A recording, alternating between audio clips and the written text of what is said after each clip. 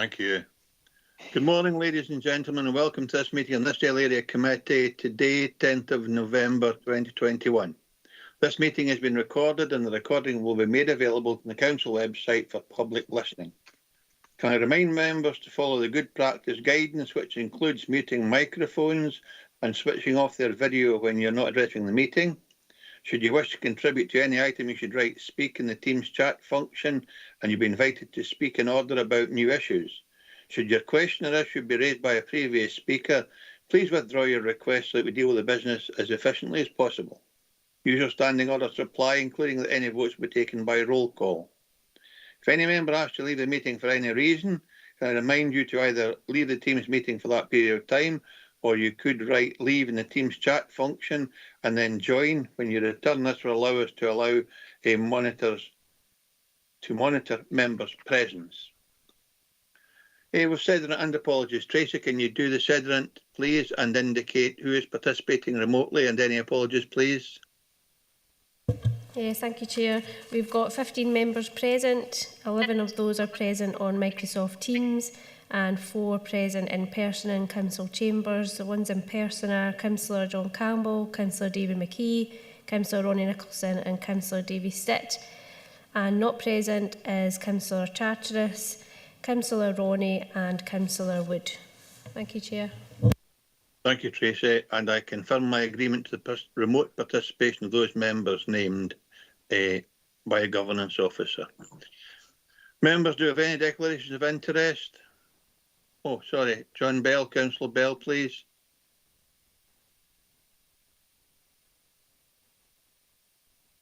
Graham?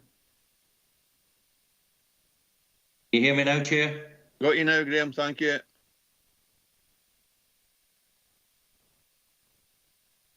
You've gone quiet again, you've muted. Can you hear me now? Yes. Apologies in for Councillor Charteris and possibly Councillor Wood. Thank you. They've already been recorded by the governance officer as well as Councillor Ronnie, so we have 3 apologies from your group, Graham. Thank you. Thanks, Graham. Any other apologies then? Okay. And I confirm my agreement to the participation of those members named as participating remotely. Declarations of interest. Any members have any declarations of interest?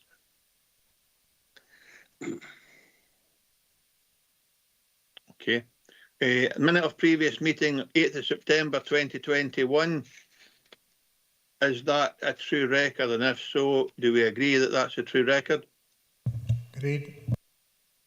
Thank you. Okay, members, we move on to our first agenda item for the day. Health and Social Care Performance Management Reporting for Area Committee Business Meetings. Report by Head of Social Work and Chief Social Work Officer. We have in front of us the Health and Social Care Performance Management Report, which details progress against the Nithsdale Health and Social Care Locality Plan. I'm pleased to see that the quality indicators in the report classified as red, amber and green. We have very few reds, and I'm sure members will be interested to hear more about progress around these outcomes and how we are addressing these issues.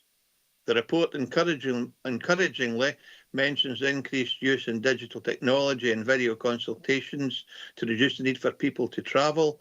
Again, members will be interested to hear more detail on the practical implications of these technologies. Caroline Cromford, Public Health Improvement Lead, and Janet McDougall, Social Work Locality Manager, are here to answer any members' questions or address any members' comments. So I see Caroline's up on screen, Alison Solly's with us, as is Janet McDougall. So, members, any questions?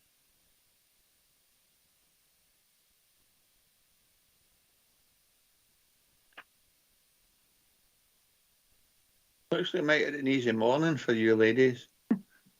I have one question for you while members consider the report.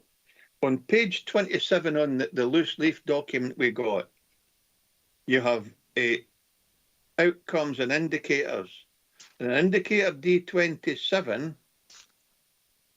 the difference in the rate at which people attend hospital and emergency between the most and least deprived communities and locality, it's on red at nearly 50%. Can you explain exactly what that means and what the implications are, please? Caroline, do you mind if I bring you in to start answering this? Because I know that you have an interest around about the health inequalities, which relates very much to this, if that's okay. Yeah, thank you, Alison, and thank you, Chair.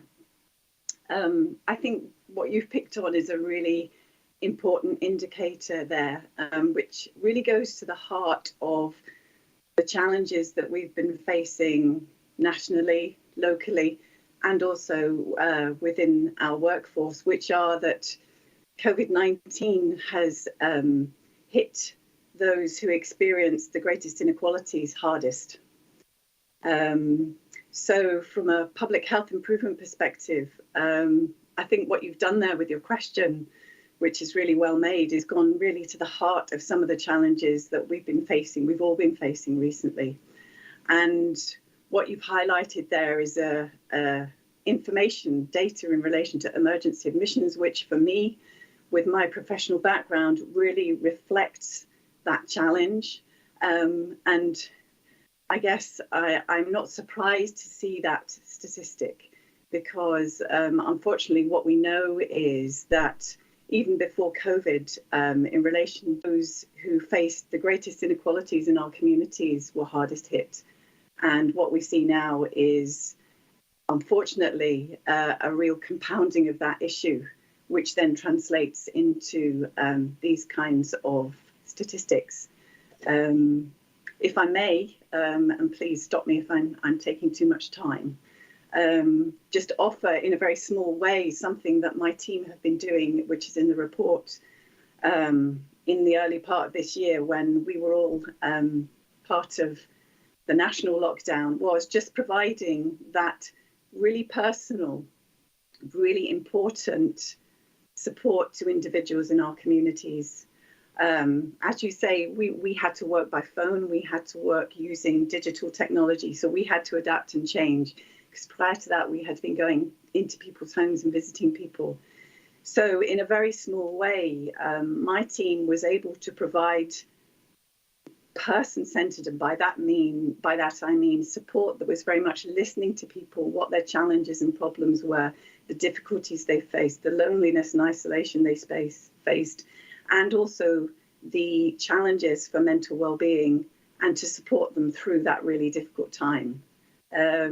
So, I guess I don't have a direct answer to your question, but what I can offer you is just a real acknowledgement of that real challenge that we've been facing. Thanks very much for that, Caroline. I have Councillor Ferguson with a question for you. Andy? Thanks, Chair. Good morning, ladies. It's the same chart, actually. It's C9, the MASH. Am I reading that right? Are only 14% of referrals actually acknowledged? Surely we should be acknowledging everyone within the 5 days. And then, yeah, I totally accept the work would continue outside that 5-day period. But surely we should be acknowledging the fact that they've been referred. Yeah, I'll answer that. Yeah, I questioned that as well. I did notice the difference from previously, and what I've been told is there was quite a significant number of referrals came in around that period of time. But since then, I think this was at just round about the Christmas period, which did knock the figures down from the 5%, from the 5-day response. But the figures are back to being looked at again. They're starting to go back up to where they were. We've just had an ASP inspection, and this is one of the things that will be taken forward as to how we get our responses and our feedback much more timely. Okay, that's fine. Thank you. Thanks, Andy. Are there any other questions for any of the ladies present today? I have Ivor Hislop. Ivor, please. Thank you, Chair. It's going back to the one that you brought up, and I'm sorry if there's a bit of an echo. I'm in the shop today, so I'm not in a toilet, as John Campbell once said it sounded like.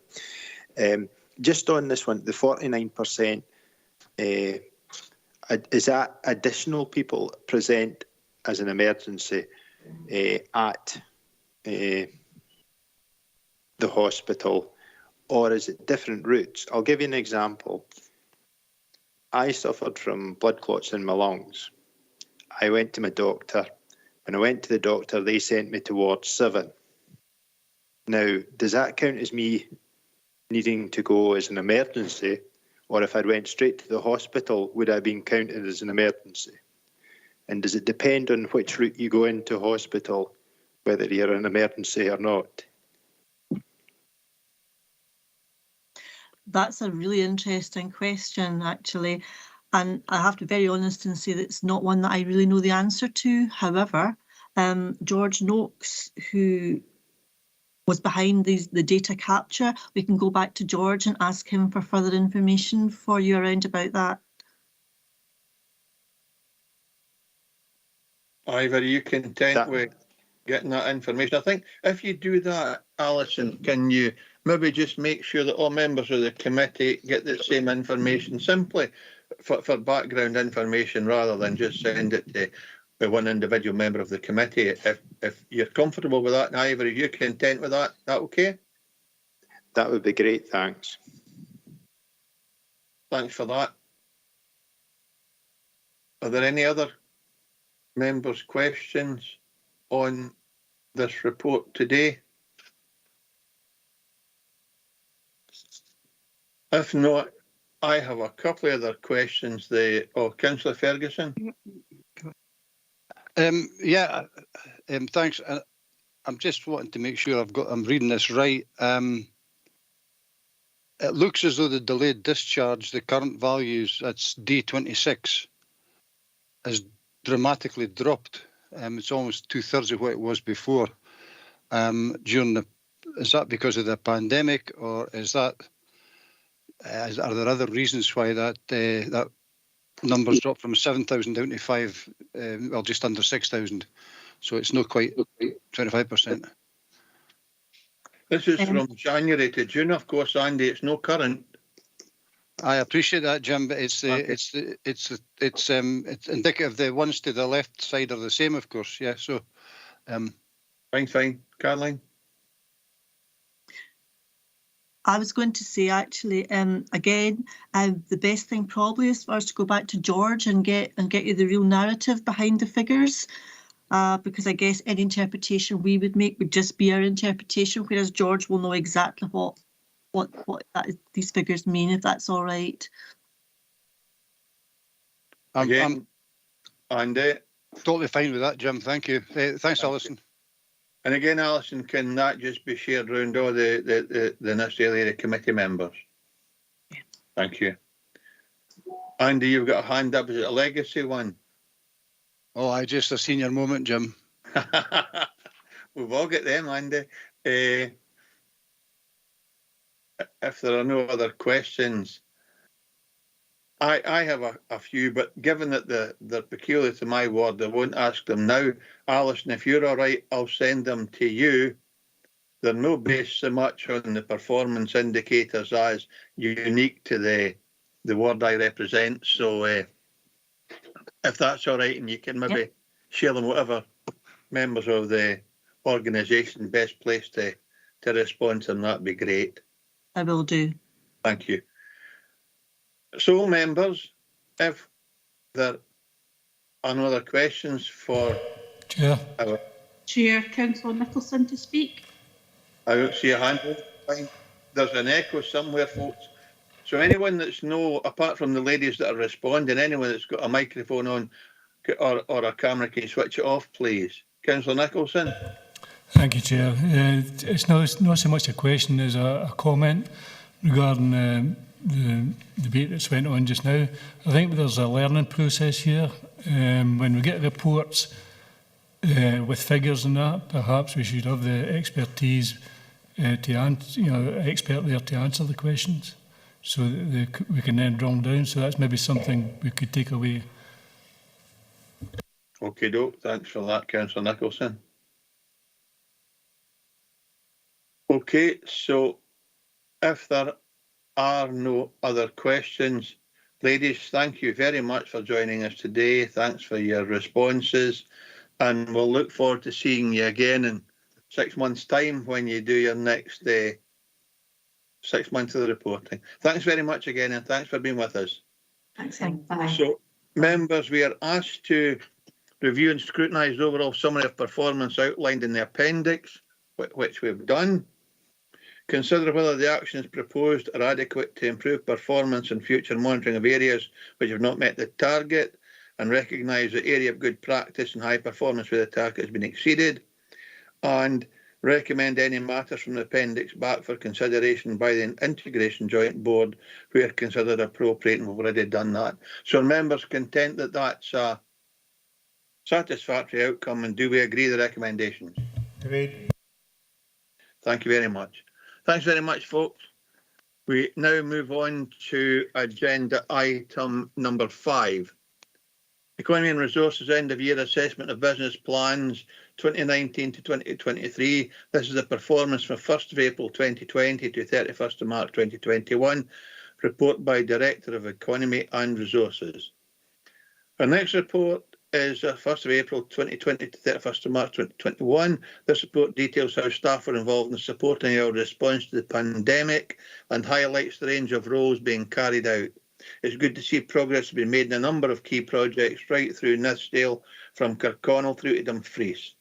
Steve Rogers and Dave Gardner are on teams to answer any members' questions or address any members' comments. So you have the report before you, members. Are there any questions or comments on this agenda item 5?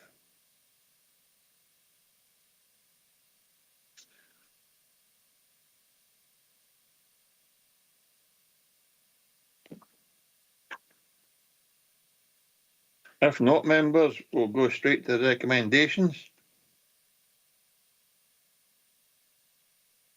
We are asked to consider Economy and Resources area-based successes and developments as detailed in the key successes section of this report, paragraph 3.5 in Nithsdale, and consider any aspects of performance to be referred to the Economy and Resources Committee. Members, are you content to agree these recommendations? Agreed. Agreed, thank you. Then we move on to agenda item number 6.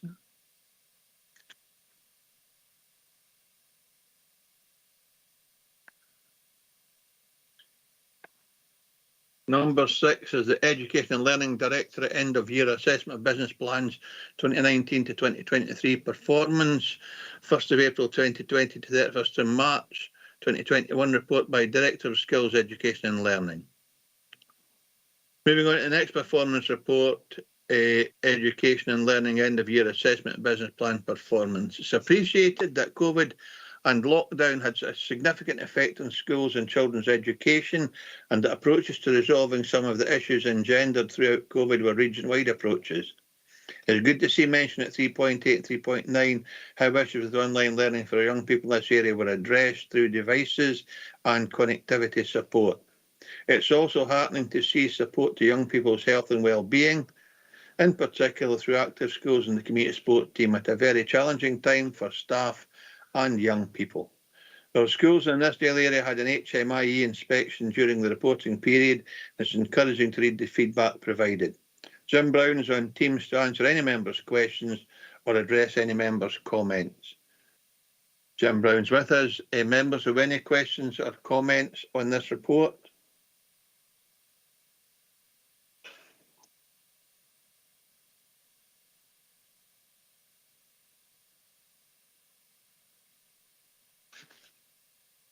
I've got Tracy Little. Tracy?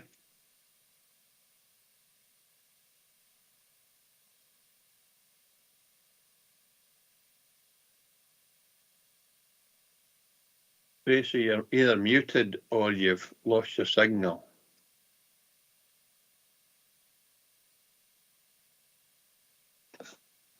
We'll give Tracy a minute just to see if she can rejoin us.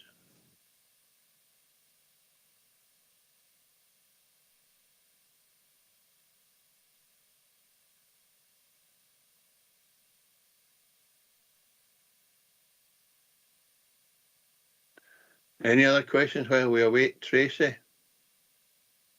Oh, Tracy's back. Tracy, come in if you're ready, please. Thanks, Jim. Sorry, I pressed leave instead of talk. the hand up. I pressed the wrong button. I'm really sorry. My comments are, or my concerns are actually that, yes, I'm trying to find, because I was papers. I think it's,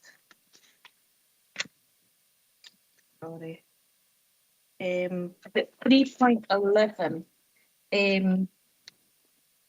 When it's talking about how we dealt with COVID with the schools and stuff, I think that feels like a big pat in the back for us, a big self-pat in the back that we're doing there, and I don't fully agree with it, because I know that some schools were better than others.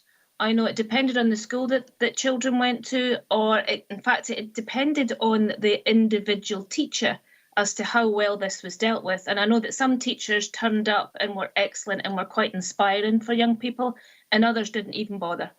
I know that through my own schools in my ward, but I also know it through personal experience. So how do we address the discrepancies? How do we address some children were being supported very, very well by their teachers, and they're still educated and they were still managing to do that, but there were some other children, depending, as I said, on the school of the teacher, that this just was not happening.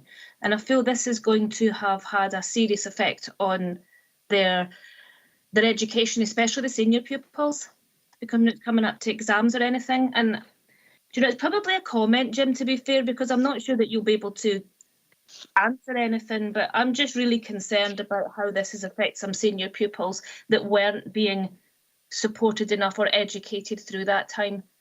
Yeah, it's probably a comment, unless there's anything you want to add, Jim.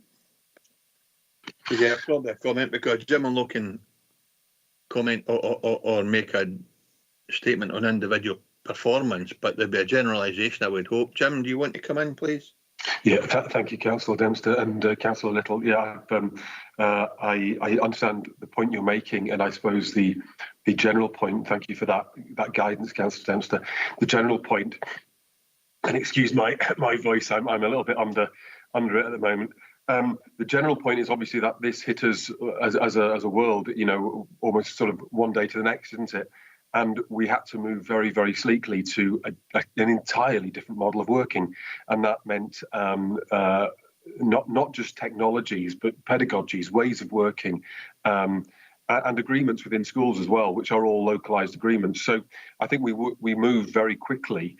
A huge machine moved very, very quickly to understand, firstly, how do you engage with youngsters in terms of learning. Then we had the hubs, which again was, I would say, actually is a pat on the back, because our staff really did, turn up and do what was necessary. So yes, everybody. I'm concerned about that point you made. Some staff didn't turn up? I think everyone turned up and did what they could and did their absolute best. What we then found, of course, was that we had to look very closely at how we measure. We're talking, I think, Councillor Little, particularly specifically about the senior phase. And there was that point about the fact that we couldn't then do a conventional SQA diet. And again, that put a significant piece of work in front of us. And again, I'm extremely pleased and proud of how our central team responded to that, but particularly how our staff, youngsters and parents rose to the challenge of doing things which are emotional and difficult things at the best of times.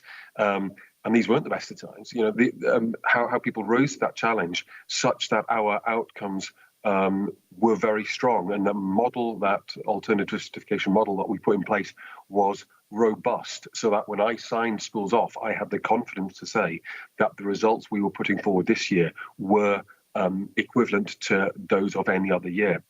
So I understand the point you're making, which is that there is inherent variability in the system, and when something hits us that could not have been predicted, there are response rates which perhaps mean that variability is felt in a different way.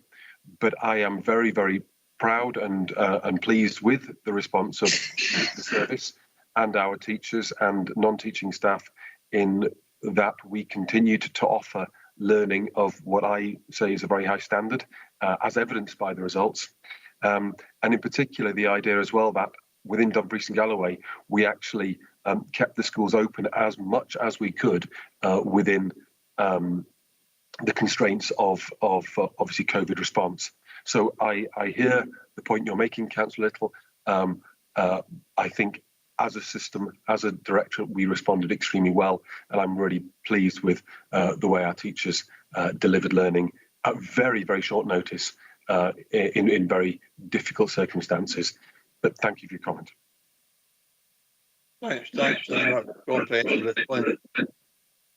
I take it that in individual circumstances, members of the public raised issues about teacher performance, that that would be looked into and addressed, and not simply ignored as part of the overall management structure, that if a particular issue was raised, that would be looked at irrespective of the challenging times we currently live in.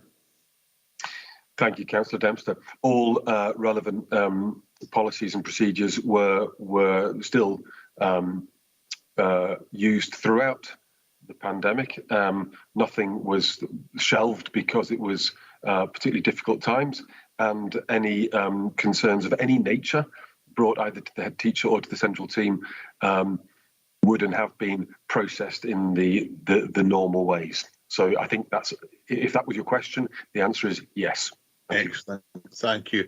I see Councillor Little was looking to come back in, and then Councillor Campbell and Councillor Nicholson. Tracy? Thank you, Chair. And thank you, Jim, for that response, albeit it was somewhat defensive, and I understand that, because I'm not in the nature here of berating our teachers, our education. I really amn't. It really didn't happen in some places, unfortunately, and I know a lot of our schools did amazing, a lot of teachers did amazing, so I'm not for publicly berating our education, please believe that, but I'm just concerned about in some cases where it didn't happen and how we do that. But I'm not going to go on that. I appreciate your response. What I would like to ask is, again, in 3.33 on page 16, it says that head teachers reported that some children and young people experienced difficulty readjusting and re-socialising. How did we go about addressing that within our schools? Because I can believe that would be quite difficult. Some young people became quite isolated. Some were really eager to start school again because that addressed that. Some trying to come back into socialising would be quite difficult. I was just wondering how we collectively, because I'm sure it's going to be different in everywhere, with different examples of how they would do that, but how did we collectively kind of deal with readjustment and re-socialising of our young people? Thank you, and I'm sorry if I came across as defensive. That certainly wasn't my intention, but I can understand that that's sometimes how things can come across without any intent. In terms of the point you make, that's absolutely right. Of course, throughout the times of lockdown, when there was distance learning, we kept in contact with young people throughout. We obviously have existing structures in place within schools such that every young person has got that key contact in the school, and that's how we continue to ensure that we knew that contact was being made, and we had an overall understanding of where and how each young person was. As you rightly said, Councillor Little, different people had different responses to coming back, and I think that's equally true across, beyond education. It was more difficult for some, and in those cases, it was good to have those existing relationships. I think what we then recognise, obviously, we have the school counsellor service as well, which I think I make reference to in the report, was extremely well used and has given an additional strength. But we mustn't forget that actually we've got existing tutor structures, principal teacher pupil support structures, the pastoral network within schools is extremely strong. And every young person does have that person in a school who is aware of them and, if you like, triages and pulls together the concerns to give that response. So that's the way that was done. Of course, we also had the hubs at the time when we had lockdown, and they gave us a really useful in to a variety of young people to help them also not just navigate the challenge of being away from school, but also negotiate that journey back in. So I absolutely agree. We had extensive conversations with colleagues around how do we support youngsters who are finding it most difficult. Thanks, Jim. I've got Councillor Campbell, then Councillor Nicholson has removed his request to speak. So, Councillor Campbell. Thanks, Chair, and thanks, Jim, for your report, which I welcome. The only comment that I could or would make is that in some areas it's a bit light in information. For example, in 3.34, the Pupil Equity Fund, when I sat in the predecessor of Education and Learning, which was SIPL, we used to ask and get quite a lot of information. You know, for example, what are the outcomes and what's working, what's not working, and what's being changed. You know, I'd like to have seen a bit more information on that, but that's just purely a comment, Chair. Thanks, John. It's a good comment, though, because Pupil Equity Fund is quite an interesting aspect of learning, because it's a creative opportunity for teachers to provide some difference for the most disadvantaged in our schools. So it might be useful if we get a few examples at the next reporting, just to where the excesses are, and obviously as well, it's useful to learn where the failures are, or if no failures, less successful. It was a better language to use. But if you could encompass that in the next report, Jim, that'd be really helpful. Certainly, Chair. Thank you for that, and thank you for the comment, Councillor Campbell. You'll be aware that PEF funding is an interesting one because it is entirely devolved in a sort of scheme of delegation way to head teachers for their spending, and obviously I have absolutely no authority to instruct head teachers to spend it in a certain way. We do, however, collate the overall spend in terms of individual schools, and that is done through the school improvement paperwork and the standards and qualities report, and those are published on school websites. So what I'm happy to do, if that's something that would help you, and my apologies, Councillor Campbell, that the level of detail wasn't to the level you wished for, but I'm more than happy to collate the information that's already there in terms of the schools within the Nithsdale area, and circulate that as a Word document to you. What you'll appreciate is, because this is a school-by-school approach, ways of evaluating effectiveness are by necessity bespoke. And so if we are looking for strong causal links, that will not be necessarily evident through that. But I am also in communication with government to understand in the bigger picture, well, what are those things, which I think is very much what you're saying and very much what I'm interested in. What are those interventions that we understand make the biggest difference? Because that's, of course, the ones that I would very strongly recommend to head teachers that they consider. Thank you. That's very helpful. Thanks, Chair. Sorry, John? I was just saying that's very helpful. Thanks, Chair. Yeah, thanks, John. It is very helpful indeed. And it's been interesting read for us rather than direction for head teachers. And we don't want these documents to be weighty, but we do want to provide some information that gives us a clearer picture of how our schools are performing and what they're doing. Any other questions for Jim? If not, then we'll go to the recommendations. We're asked to consider the Education and Learning Directorate area-based successes and developments as detailed in the key successes section of this report, paragraph 3.5 to paragraph 3.3, and consider any aspects of performance to be referred to the Education and Learning Committee. And I don't think that's what we've done, but we've asked Jim for some additional information for future reporting, something that Jim's comfortable to embrace and include. So on that basis, are we happy to agree with the recommendations, members? Great. Thank you. Thank you very much, Jim. Thank you. Nice to meet you all again. Thank you. Bye-bye. Right. Move on to agenda item number 7, Social Work Services End of Year Assessment of Business Plans 2019 to 2023. This performance 1st April 2020 to 31st of March 2021. Report by Chief Social Work Officer. This report comments on how hard social work staff have worked during COVID-19, going above and beyond what could be reasonably expected of them. It's encouraging to see the work with foster, adoptive and kinship carers, and also the involvement of young people in interviews for new staff. It's good also to see the support to care leavers and unaccompanied asylum-seeking children. Justice social work has also been impacted upon by COVID, and I'm keen to learn more about how the unpaid work team are managing with the blended approach. Heather Collington is on Teams to answer any members' questions or address members' comments. So members, we've got the report from social work. Good to see you, Heather. Good morning. And members' questions for Heather?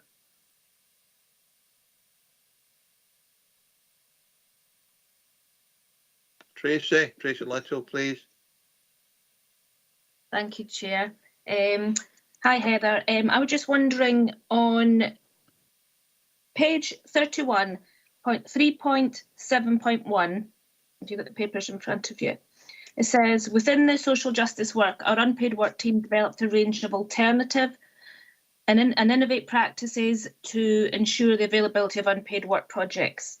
You know, that this during COVID, because I can appreciate that a lot of the different things that they did in different organisations they all dealt with would all change due to COVID and such like. But I was wondering how successful this sort of new system that you had to work out was, because I'm always very conscious that the community payback, the social justice, the unpaid, it links service users together. It links the I'm trying to think of the right word there. It links people with society, with community, brings them back into community, engages them with something they perhaps were not engaged with before. And I find that from different reports and some of we get like little stories of how this has worked, how this has helped an organisation, but also helped an offender. And it's that whole community joining up with the community and being part of that. I've noticed on your list that the new activities that they've been doing, things like volunteering at vaccination centres, helping at food banks, litter picking, don't necessarily engage with the community. So isn't that extra level of engagement, but just, I don't know, just for rehabilitation and such like. I wonder how successful it's been for the offenders when the community payback has been kind of lonely, you know what I mean, on the outside of people. You know, I know they had to get their hours in. I appreciate all that. It's not a criticism. It's just, I'm just interested to see if you feel that this has maybe been a little bit detrimental, or whether it's been a way to still manage to engage with the community. Sorry, that was really bambled. I'm just trying to think of the right way to say it. I think you get the gist, Heather. Yes, thank you. Thank you, Chair. I think you've raised a really important point, Councillor Little here, because I think you're absolutely right. One of the really key benefits of the whole unpaid work programme is that bit about how you link people back in and how you demonstrate, you know, benefit to communities, etc. And that was a real struggle for us. And no, we didn't achieve it, as you'll have seen, because we couldn't, because we had to follow the appropriate restrictions, and obviously are still following appropriate restrictions. So I think that probably is the one part of this that was most difficult, and we were very conscious and are very conscious of that as being one of the things that maybe we are not able to achieve in the way we'd want to. Having said that, I do think the team put an enormous effort in to try and find reasonable alternatives in order to try and mitigate some of that.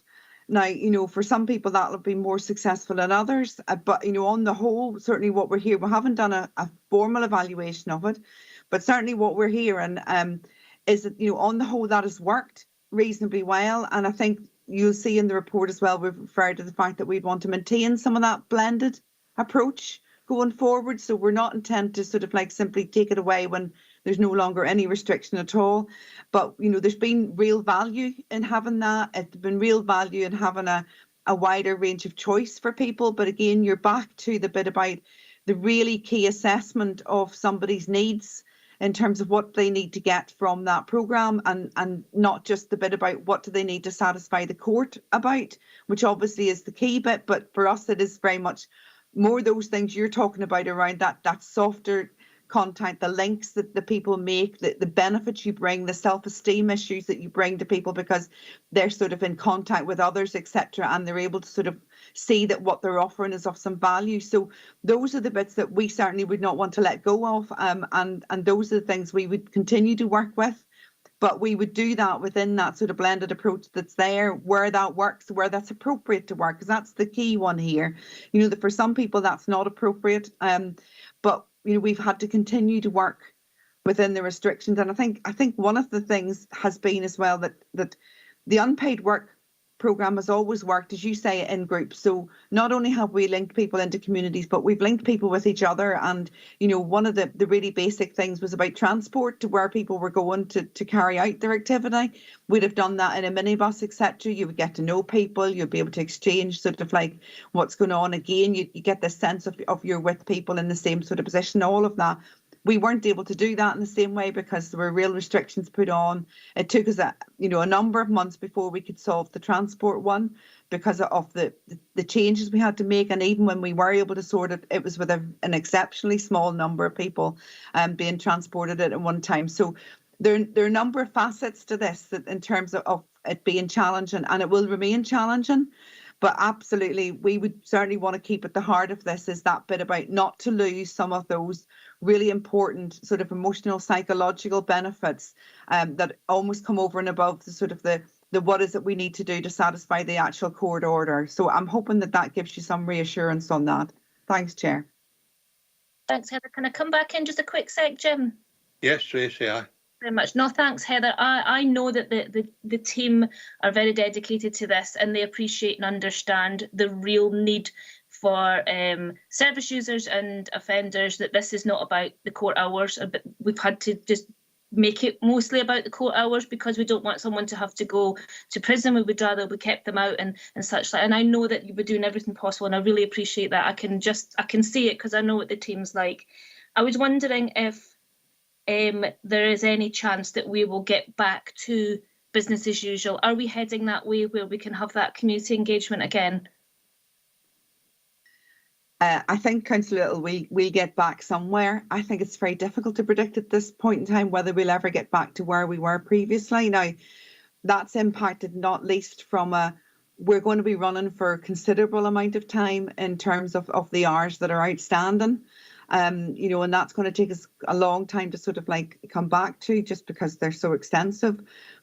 But equally, I think, you know, it will be that bit about how much we ensure that we take the learning from this whole period and we don't lose some of the benefits of some of that blended approach. So again, it is that bit about trying to make sure we're offering something that is more maybe of a choice rather than saying, well, you know, this is how we do it and, you know, this is how we would expect you to come in, but being able to say, this is what we're doing for you, maybe we'd be saying, you know, a particular person would say, we would want you to, and we would work really hard to make sure that they were involved with something that was more community based. So it will just re-emphasize that bit of what we do. But I think it's very difficult at this stage to say we would get back to, you know, where we were. It's almost like we no longer have that clean sheet. You know, we have to start with where we've got to in terms of how COVID has changed things. Thanks, Heather. Thanks, Tracy. Any other members, any questions for Heather?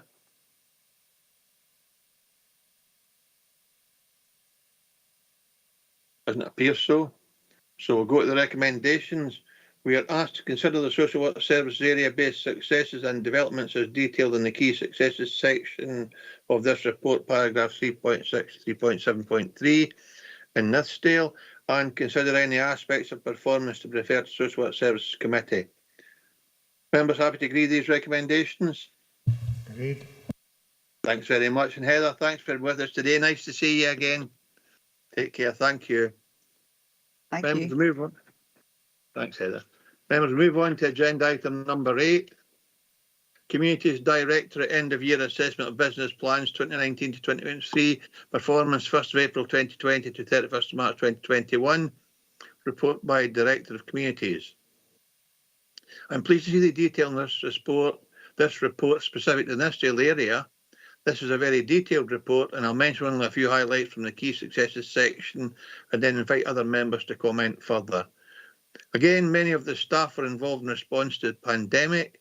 I'm pleased to note the 549 sessions delivered face-to-face with young people during the time period, and 79 young people attended youth work hubs during this lockdown period. Also, the isolation parks in very large numbers providing support to young people at what was a very difficult time for them. It's good to see too that there continues to be a high number of community resilience plans in our area. This has been useful during lockdown and indeed over the past few weeks with the winter weather coming upon us. I'm particularly interested to hear more about the study of Burns tourism in Nithsdale. Burns always intrigues me. You'll see his picture behind me there. Overall, I'm pleased to see the level of detail in the report and ongoing work to support our communities at a crucial time. Members, any questions for your observations? And Vlad Valiente, Stephen Herriot and Liz Mansell on teams to answer any members' questions or address any members' comments. And I see Karen Brownley's wishes as well. So, morning, folks. Members, open to questions.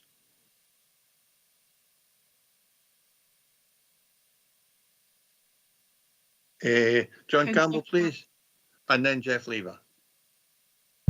Thanks, Chair. Yeah, it's on page 34, the stage 2 applications for the asset transfers. There's land at Kingham Quay, Dumfries. I was actually on the council website to try and have a look at the application, but it's not in there, and yet it's referenced as a stage 2 here in the papers. I'm just wondering if any of the officers can help me with that one. I think the name of them progressed, I think the paper says, John, but can somebody help John with that question? Yeah, certainly, Chair. Thank you. I'll look into that and send the ward members the relevant details about that. Thank you. Thanks, Liz. Thanks, John. Jeff Lever and Ivor, please. Thanks, Chair. It's 3.9.8, the Roads Recovery Fund. The way it reads, it looks as if work's being done on an area-based priority rather than the state of individual potholes, etc. Is that the case? Because Stephen, I would think for that one. Chair, Stephen's actually on annual leave this week, so I'm covering him. I can bring in Mike Fox, who will be able to provide a detailed response for that query. Thank you. Thanks, Karen. Mike, good morning. Good morning, Councillor Downster. Yep, just to respond to Councillor Lever's question there, what we did was prior to implementing squads to do repairs on the Roads Recovery Fund, that we actually did a fairly substantial exercise to look at where the highest number of road defects were within our communities. And what we established quite quickly was that there was significant numbers within built-up areas that were the primary cause of many of the complaints that we were receiving. So we decided to take the approach that we would look to target communities that had the largest number of defects reported.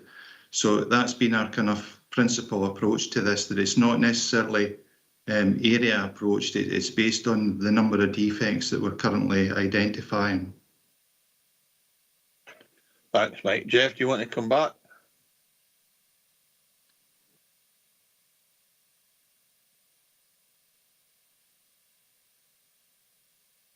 Just your hand still up, Jeff. Wrong button. I think it's frustrating for people in housing estates out with these areas, and their estates are potholed to a very large extent, and they're being told they have to wait until such time as their area qualifies at some time in the future. So it's actually solving the problems in terms of complaints.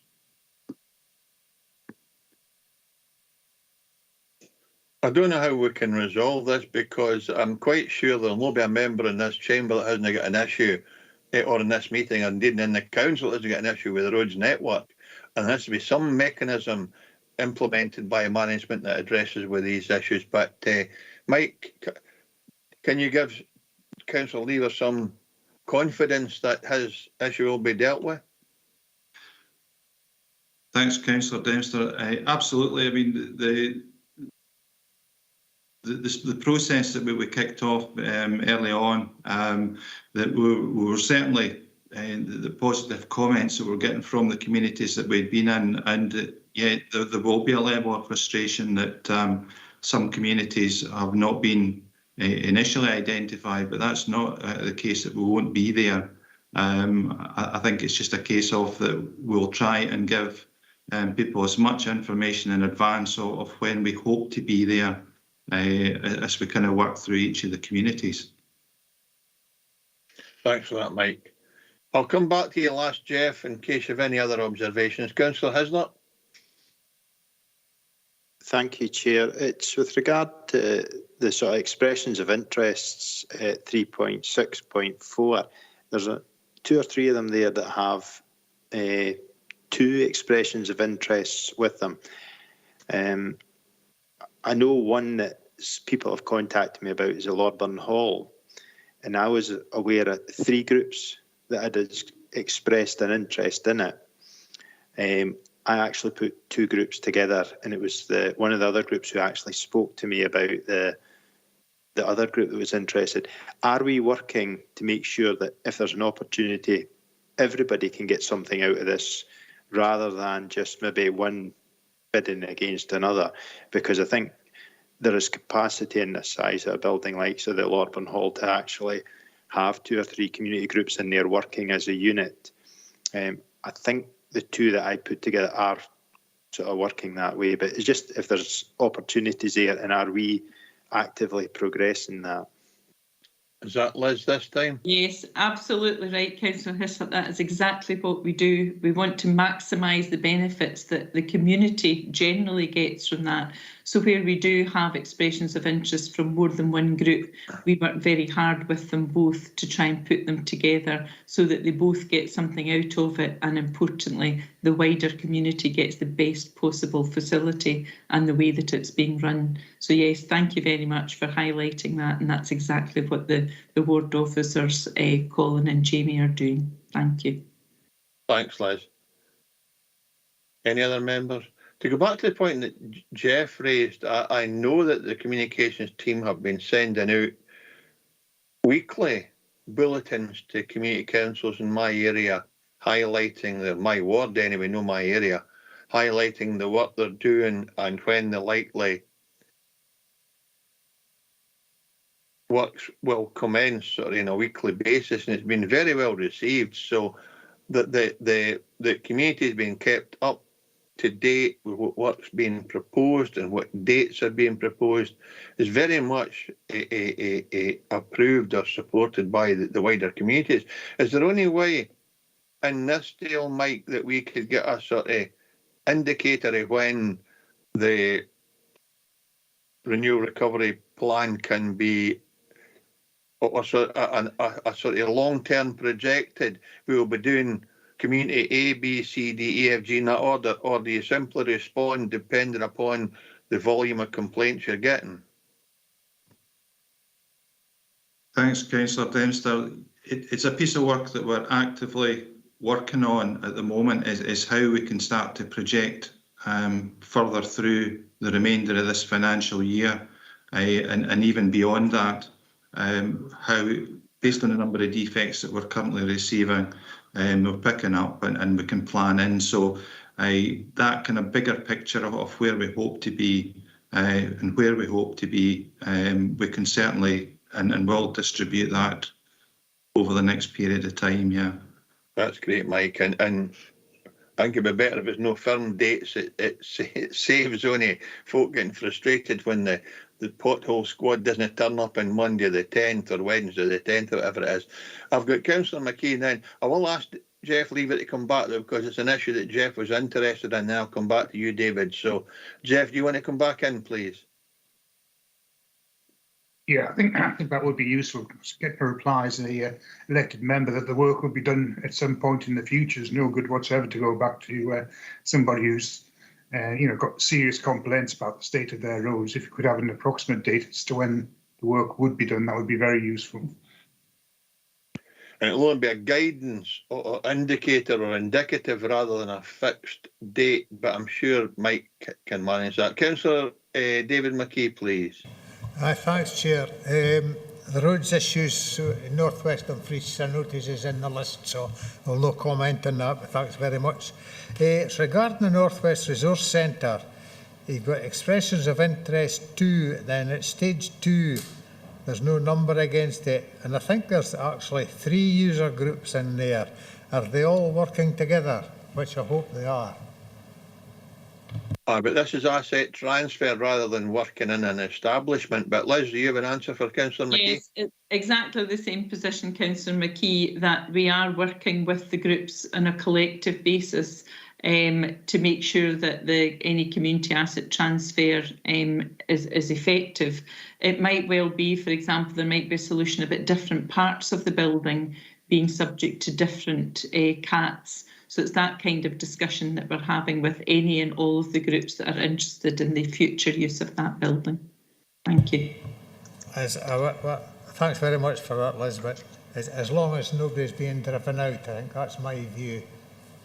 There's important I think that the groups that are involved in that, as I'm sure you'll know, work very hard for the community, and so it is about not only just making it right for the community, but making sure that they've got a sustainable financial model going forward in terms of getting rent from some anchor organisations. So I think these discussions are very much ongoing and are quite detailed, just to make sure it's a viable future business plan. Thanks very much for that. Thanks, Councillor McKee. Any other members? In that case, we'll go to the recommendations. Consider the Communities Director at Nithsdale area-based successes and developments as detailed in the key successes section of this report, paragraphs 3.6, 3.9, and consider any aspects of performance to refer to the Communities Committee. And although we're not asking anything to be referred, Mike has offered to share some indicative information with members of the Nithsdale Area Committee that I'm sure will help everybody work with the communities to sort of encourage them to just be tolerant, and we'll get to the roads in due course. Okay, thanks very much, ladies and gentlemen, have been with us, and thanks, members. We move on to agenda item number 9. This is the final report seeking members' views on future arrangements for area committees. This can include views on the frequency of meetings and the remit. There will also be a series of workshops in December 2021, which will take account of the points raised at all area committees. The joint meeting of Full Council and Youth Council in September this year agreed for consideration to be given to Youth Council representation on area committees, and this committee is invited to give a view on that too. Elections for the new Youth Councils are scheduled for this month alongside elections for the Scottish Youth Parliament. Again, Vlad Valiente is in teams to answer any question members may address or any members' comments. So, members, any comments on the views that are being sought on the frequency of meetings, the remit of the committee, and Youth Council representation on Nithsdale Area Committee? I have Graham Bell. First, Graham, please. Thanks, Chair. Can you hear me? Yes, indeed. Obviously, I've been a member of the Nithsdale Area Committee for a good number of years, not as long as some of the members sitting around the table are at home today. And I think it's really, we're looking about decision making locally within the area committee. We seem to be getting a lot of performance noting reports. And take for one example, you look at the police and fire reports. Well, all these things are centralised now, and it's out of our hands, and it's basically it's old information we're working in. I think we need to be looking at different methods of how we're reporting to elected members, not through the area committee, maybe individual meetings with elected members with police and fire issues. And looking at other issues as well, over the years as well, you could have a street in Council Dempster, you could have a new development in your area in Sanka, and there's a street naming, This should be sorted out with the 3 elected members within the ward of Upper Nithsdale or North West Dumfries, where the street name should be. It shouldn't really come to an area committee, because it's really a waste of officers' time going to the Stewardship, Nithsdale and various committees on roads issues like that. And I think we need to look about streamlining things.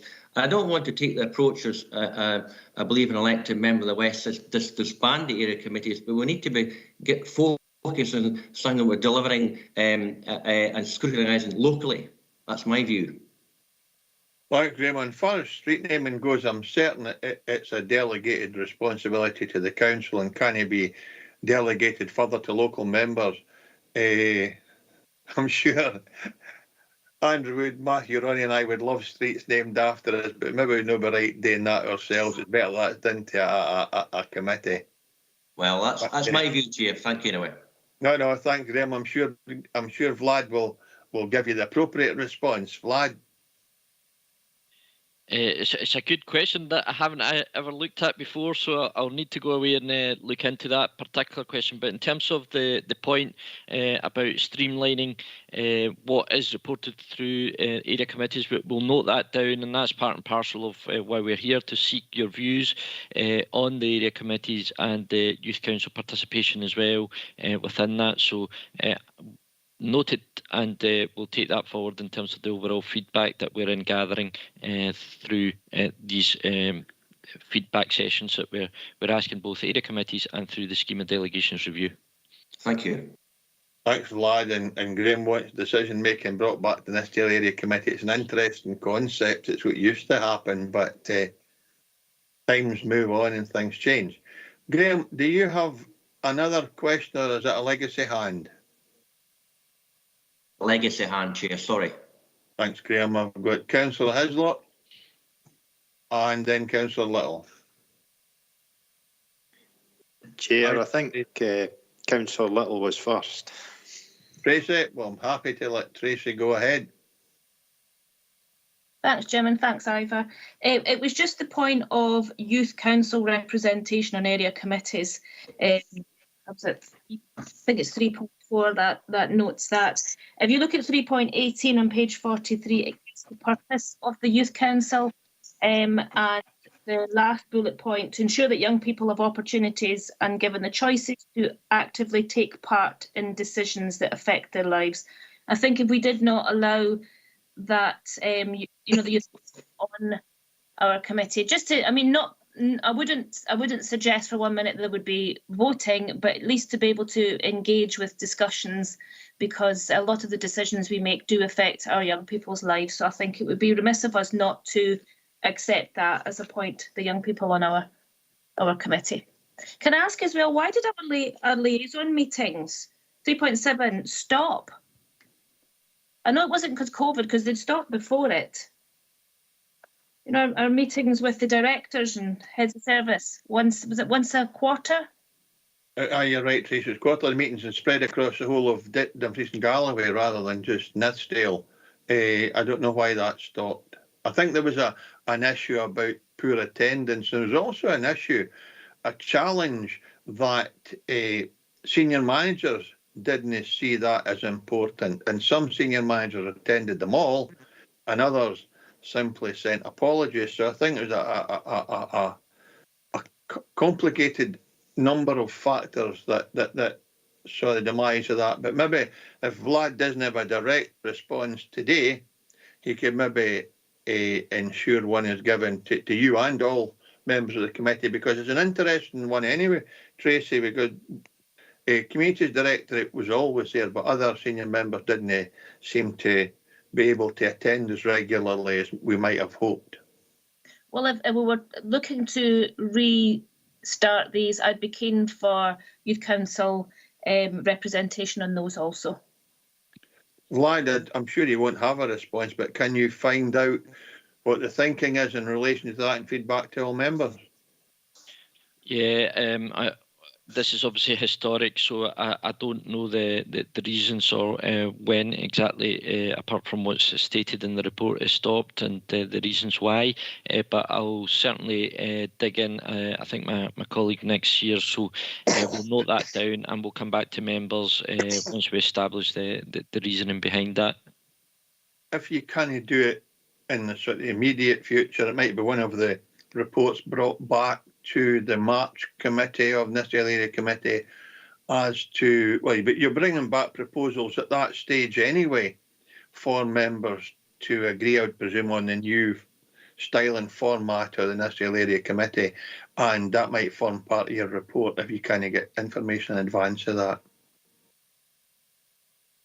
Thanks, lad. I've got Ivor and then Rob Davidson. Ivor, please, and then the leader as well. Chair, I must admit, I find myself leaning towards Councillor Bell's sort of views of, I think we're doing a lot more scrutiny at committee now rather than actually decision making, and I think we've lost a bit because the public, I don't see them engaging as much as they used to with the area committees, whether that's the way we've moved it. You know, used to have evening meetings and people would turn up and ask questions, etc., and heckle you from the background if you weren't doing the right thing.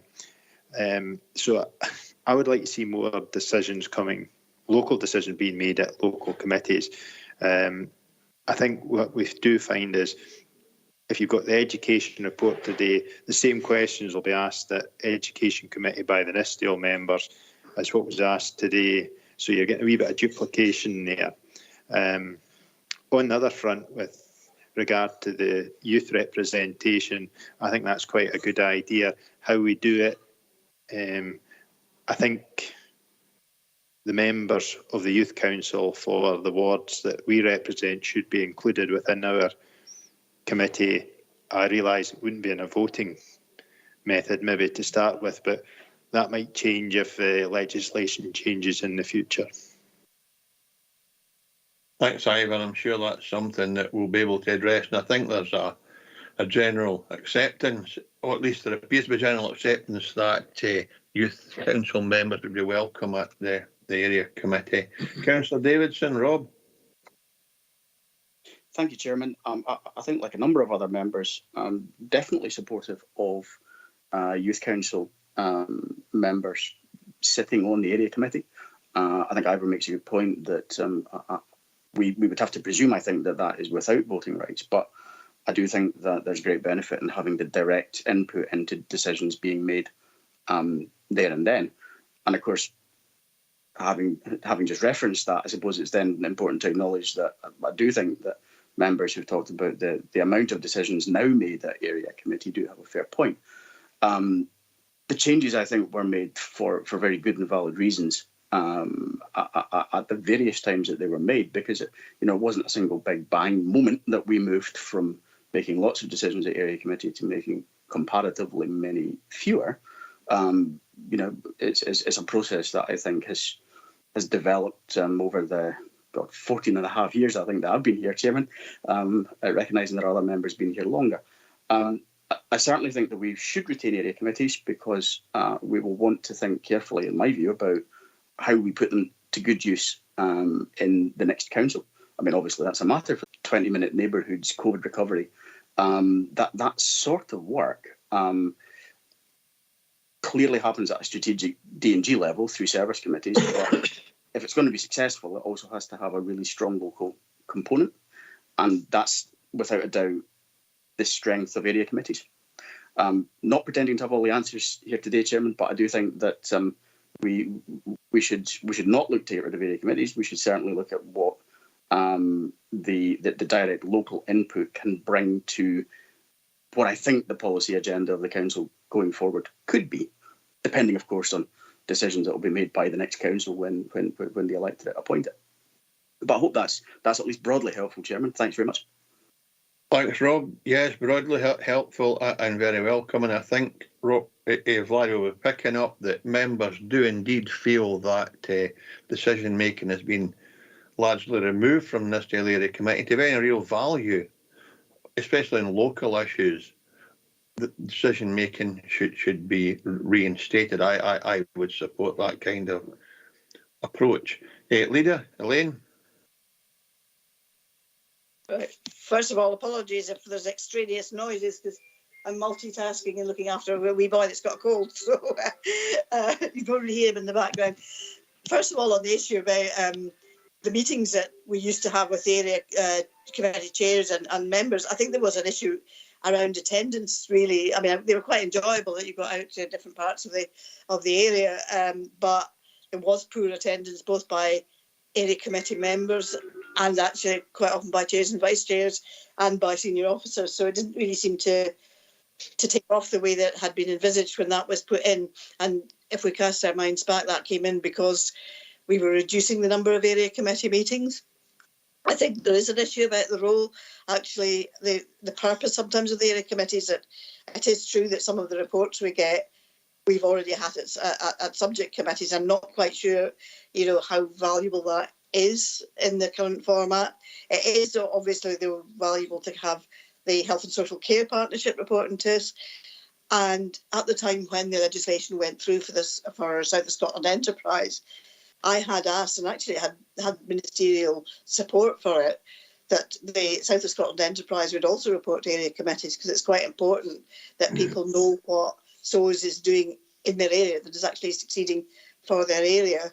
And I think, again, with the Regional Economic Partnership going now in the new strategy, I think people will want to see local results for that, rather than just a sort of a region-wide or a South Scotland-wide reports. I think that actually there does need to be some reconsideration, possibly by the next council, as actually what we see the role of the area committees to be, and what sorts of reports do we actually want, or what sort of input.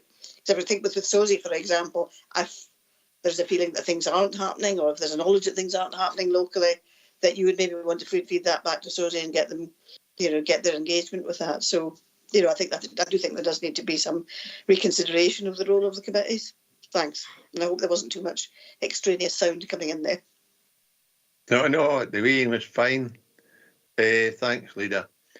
So there doesn't appear to be any other speakers. So, Vlad, we are being asked to consider the frequency and remit of meetings. The frequency wasn't really discussed, but certainly the remit, members are no content. It would seem that the remit does not allow for decision making, and there is a clear indication that with other organisations such as SOSI, there's a role still for Nithsdale Area Committee. So it seems that the view is this: Nithsdale Area Committee should continue, but the role and remit might expand. And there seems to be overall support for youth council members to be made members of the Nithsdale Area Committee, although I see the report says there are 2 youth councillors for each of our 12 wards, so that might bring about 8 or 10 members from the youth council, because there's quite a number of wards making up Nithsdale Area Committee, especially when you take in the Stewardship, where it borders on to Nithsdale. So I don't know whether you're going to bring something forward, Vlad, on the basis of that and the numbers that might be invited to join the Nithsdale Area Committee, because the only issue, and it won't be an issue at present, because we don't allow voting to anyone other than elected members, but we could never get us into a situation where other members of the Nithsdale Area Committee, outnumbered Nithsdale Area Committee, and in theory could make decisions that were and should rightly be delegated to elected members. But that's not for today, but that's just a thought. Do you have any kind of summarisation or summing up, Vlad, before we go to the recommendations? Thank you, Chair. I've noted, I think your very eloquent summary there, which I think absolutely accords with what's been discussed today. I think the membership question that you've mentioned, again, we'll take that away. We don't have any proposals at this stage. I think all we're seeking is the views in terms of whether there should be or shouldn't be, and then the mechanisms for ascertaining representation, and that proportionality element will need to be looked at in accordance with what the feedback is. Thanks very much, Vlad.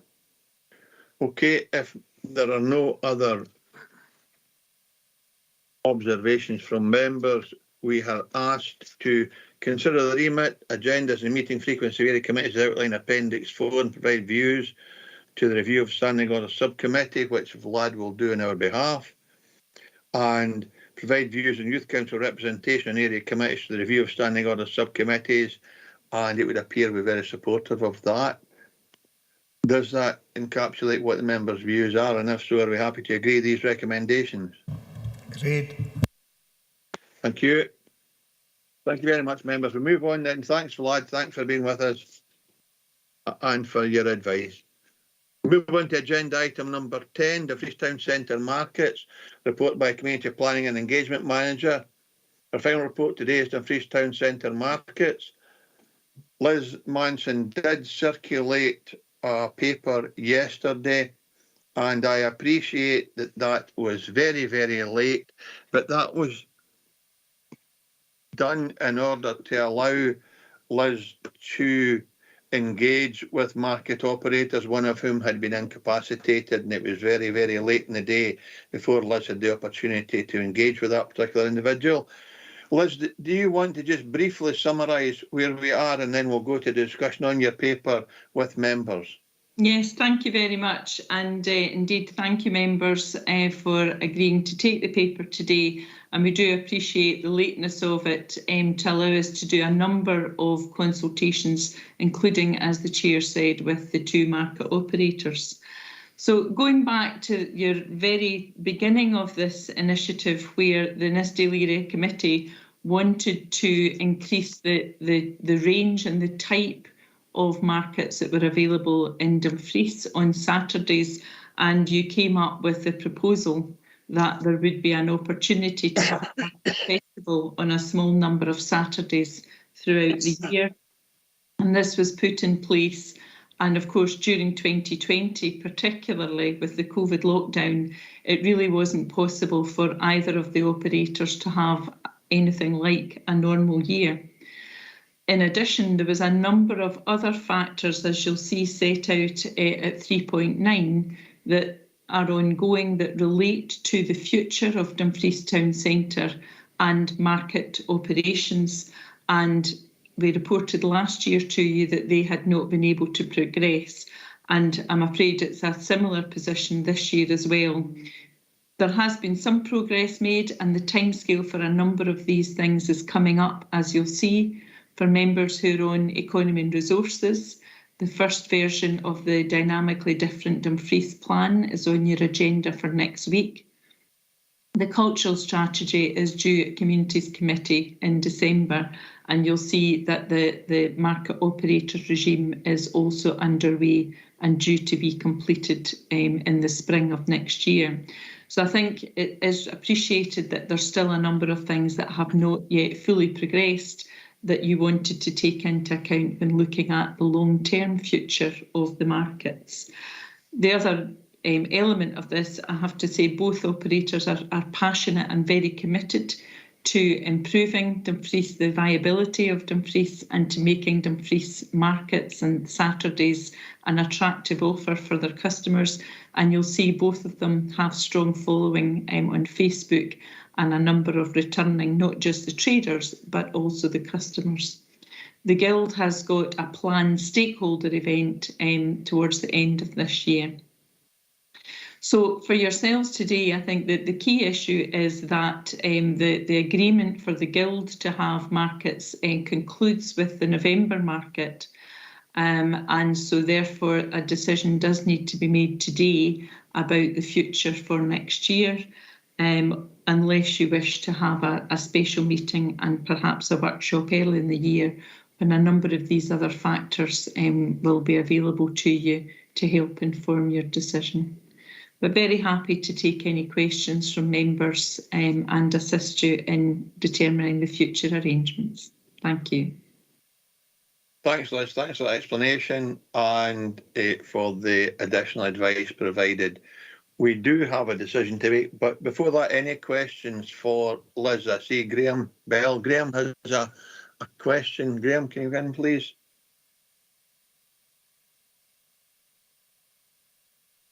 Can you hear me, Chair?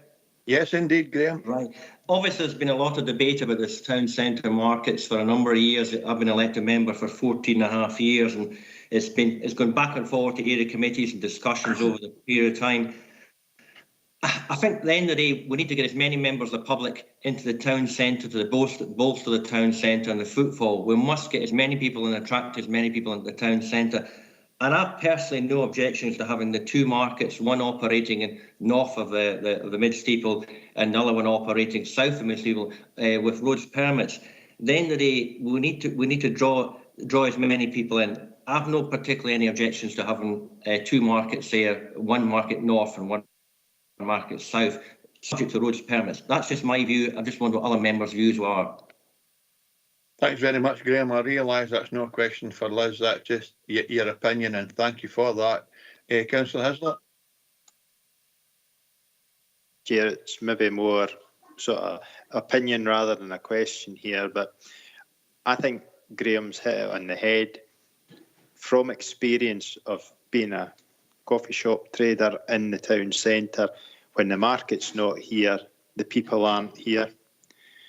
When the market's on, there's more footfall, and that then generates more business. So I think we need to look at that.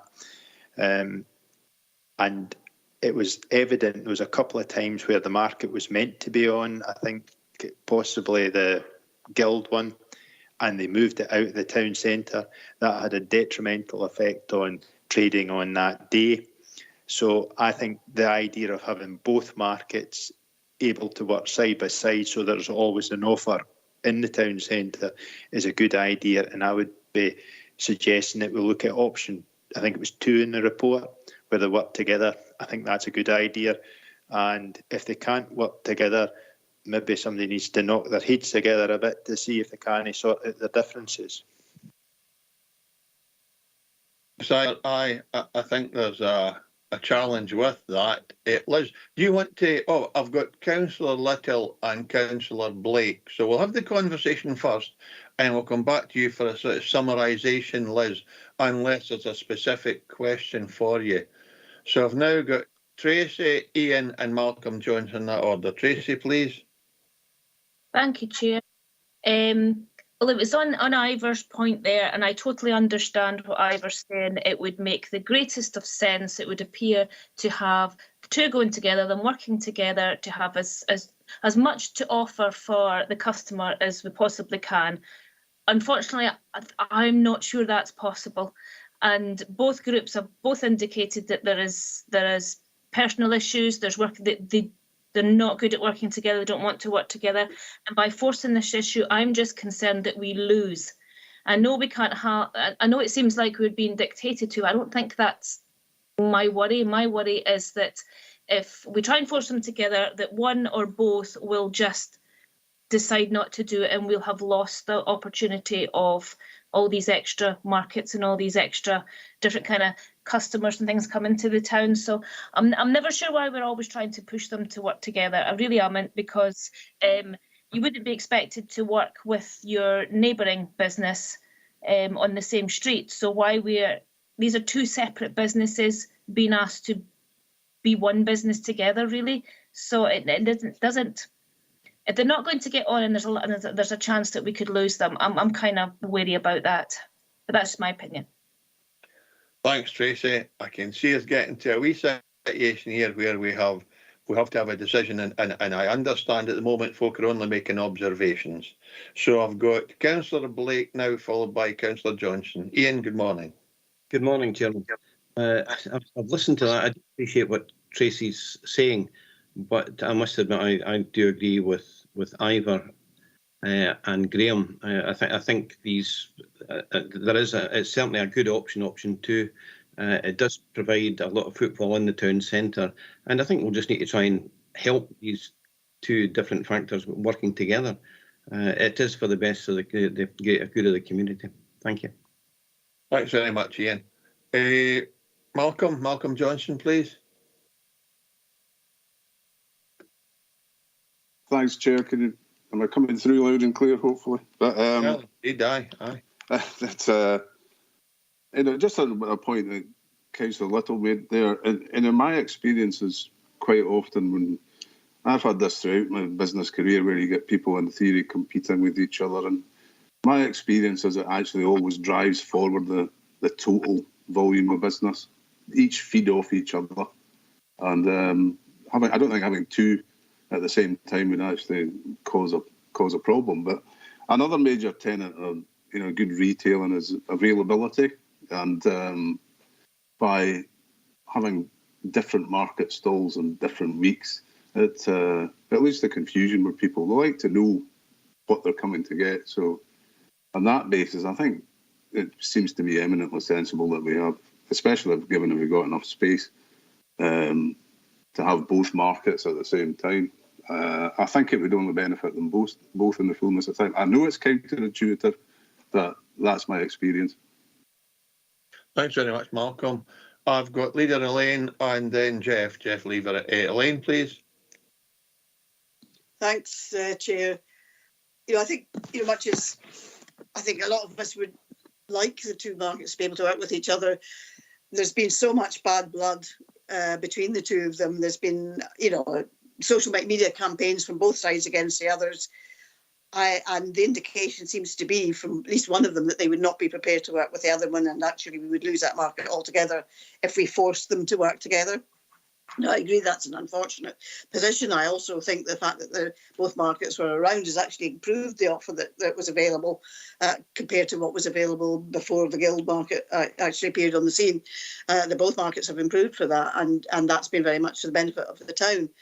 My proposal would be is that we continue the current arrangement for 6 months because there are one or two things that have to be brought together, and at that point that we get a report to the March meeting. And hopefully at that stage, maybe there's a possibility that we might be able to persuade both partners to sink their differences and work together in some way. I'm not sure whether it's going to be possible, but that as an interim suggestion that we actually continue the current arrangements for 6 months. We take another report in March, and hopefully, if we work with both markets, in the run up to that, then we'll maybe be able to get a solution which is amenable to both. That would only mean because the Guild market won't operate again until March. That would actually only mean 2 months, March and April, where the dynamic town, the other group, I can't remember the name at the moment, where the other group would actually lose out, and there might be ways in which we can help to compensate them for having lost out on those 2 days. So that's my proposal, Chair, is that we continue the current arrangement for 6 months and take a report to the March committee. Thanks. Thanks, Leader. And if that's the case, are you suggesting that we then determine, because it can't just simply go on and on and on, we have to get to a situation at some stage where we have a conclusion? Is your proposal also that March will decide, we will decide how best to move forward? Yeah. I think we need to do that, because I think we need to say to both of the markets that we do need to actually get somewhere with this. We can't continue with, apart from anything else, it's always the council that's a bad guy in that. You get two organisations who are being supposedly slagging each other off, and yet the bad guys at the middle and the centre of it is the council. So we're not, I think we may have to make it quite apparent that we're not prepared to tolerate that situation in perpetuity, that actually we need to get a resolution to this, and it's actually incumbent on both organisations to try and find some sort of way in which they can work either together, or they can find a resolution to the problems and to the benefit of themselves and of the town. Thanks. Thanks very much, Leader. I suppose that will tie in nicely with the licensing regime, which is to be reviewed and concluded the 31st of March. So that will allow us some additional information to be provided to us that will help us make a more permanent solution or decision. So I've got Jeff Lever, Ryan Nicholson and John Campbell in that order. So Jeff, please. Yeah, I agree with what's been said. I don't see any reason why these two organisations can't work together. I think what they offer is complementary to each other, not in competition. And one of the options is to actually extend the footprint of the market up to Burn Statue Square. So we'd actually create a larger area for the two markets to work together. So if we need to delay making a decision until we have a further report, then I'm quite happy with that, but I would like to see them working together. And as you say, Chair, I don't think this should be a kicking the can down the road exercise just to waste another 6 months before we then delay the decision yet again. Thanks, Chair.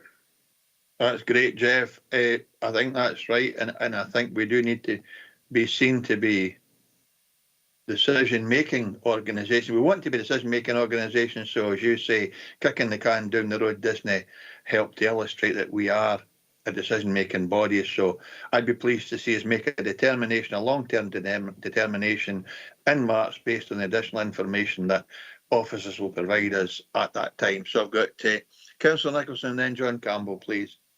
Yes, I haven't much more to add to that. I think it's a way forward that the leaders laid out.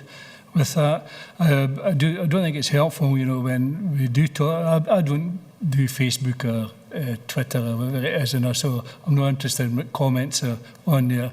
What I'm interested in is what's best for the Dumfries and how to go forward with this with a final solution.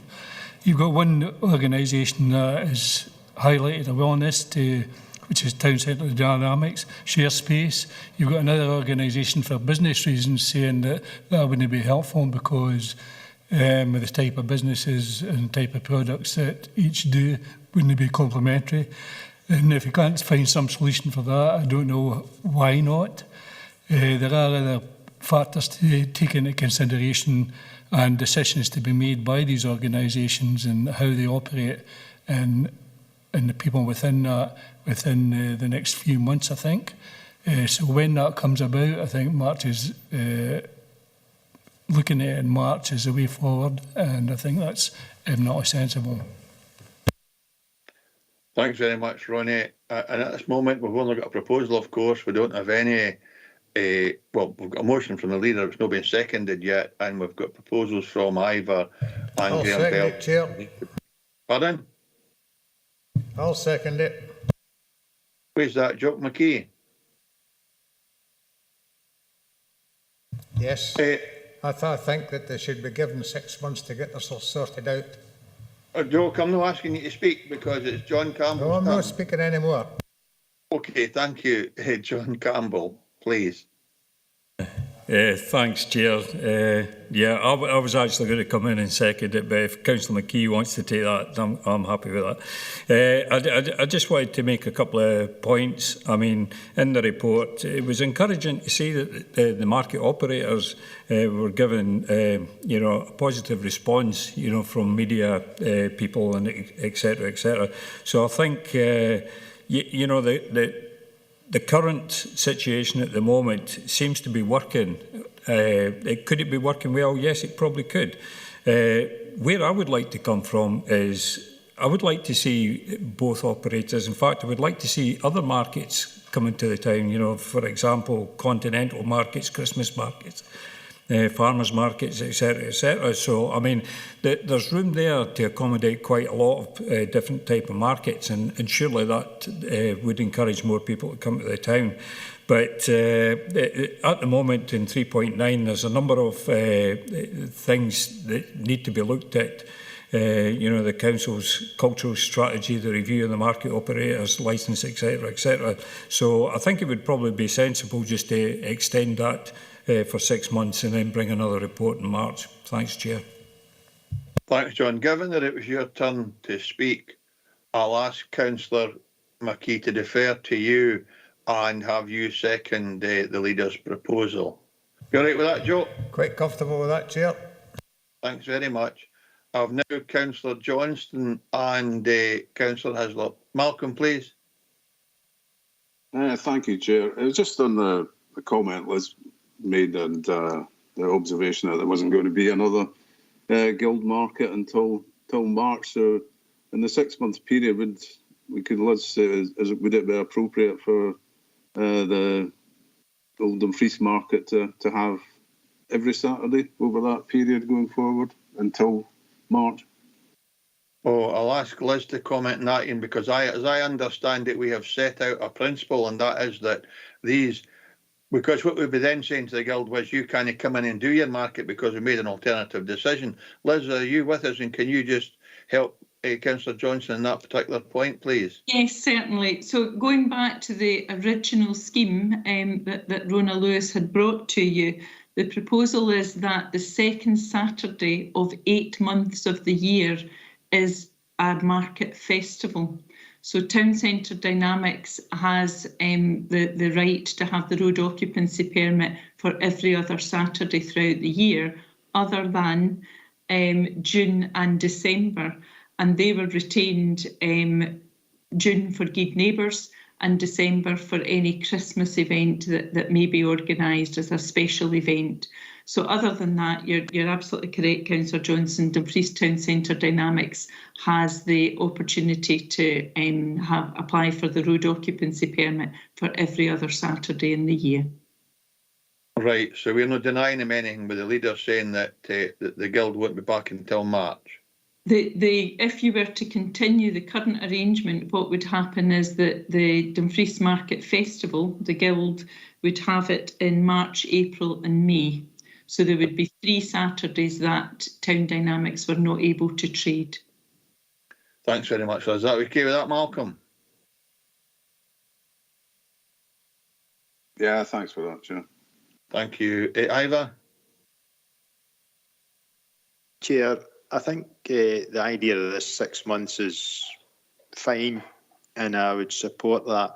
But I think we do need to get the 2 groups together. I think mediation was offered through the council, because the one thing I've found, we operate a cafe and there's one round the corner from us, and since both of them have been here, I think the other one's helped us, because people know if they can't get into us, they can nip round the corner. And if you can get sort of 2 or 3 units together, selling different things, bringing their own wee bit in a different week, then I think that would be better for both markets, and it would actually encourage more people to come to the town. So I think that would be a better idea. So in the meantime, hopefully we can go down that mediation route and ask them, or sort of give them a good intention that that's what we're looking for, both to be working together when they want to operate. Thanks very much, Ivor. Okay, given that there doesn't seem to be any dissent or challenge to the proposal that the leader has put forward, supported by John Campbell, Tracy, can you come in and just remind members, please, what the decision is? And then we'll just have that as the recommendation from the committee, and we'll get another report in March. Are you able to do that? Do you want the leader to come back with her proposal, Tracy? No, that's okay, Chair, thanks. So members would have considered 2.1, and then 2.2 would be to agree option 1, which is to agree to extend the current arrangements for a period of 6 months on the basis that there are a number of related issues yet to be concluded that impact on the future arrangements, and to continue to try and arrange mediation during that time, and a report will be brought back to the March meeting to determine a way forward. That's brilliant, Tracy, and hopefully it'll be a final determination. Thanks very much for that, Tracy. Members, if you're happy with these recommendations, 2.1 and 2.2, we'll go with that.